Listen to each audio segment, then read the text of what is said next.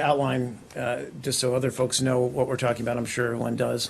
But there was an allegation that there was some kind of exchange for us to, or for the FBI not to upgrade one of the emails among the 55,000 that we put out from the FOIA request in exchange for increasing FBI slots in Baghdad. So just to walk people through this, first of all, the State Department did actually upgrade the document at the request of the FBI when it was released back in May of 2015, and everyone can see it on our website. And secondly, there were no increase in FBI slots in Iraq that resulted from this conversation.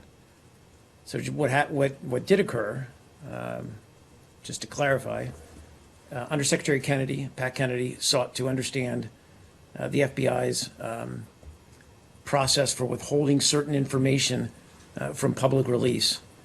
And as all of you know, throughout this process, we were very clear in talking about, at times, that this was the decision to upgrade or not upgrade certain parts of emails was a topic of discussion among our interagency colleagues about whether certain information should or should not be upgraded in classification.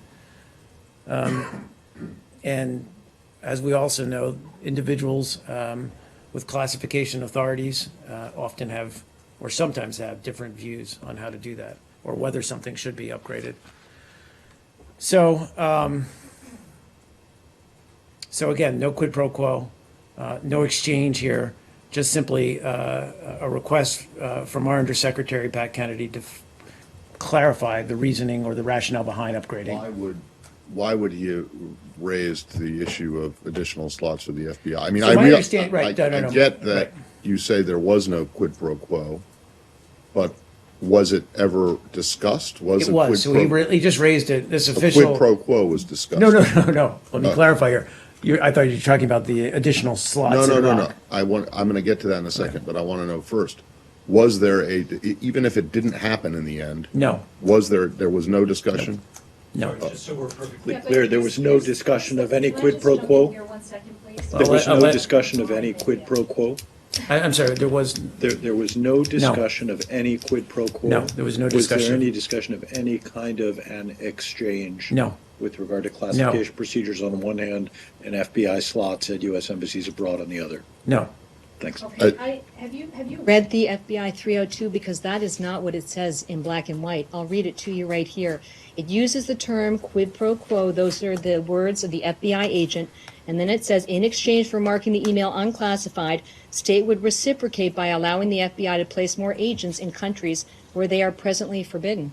I mean, this conflicts directly with what you're saying today. I'm sorry, and I can speak to, the fact that 302s are simply interviews conducted by the FBI. So you're saying the FBI agent either got it wrong or is lying in this 302? I can't speak to what his or her intentions were saying these kinds of things, but clearly expressing a personal opinion about what happened.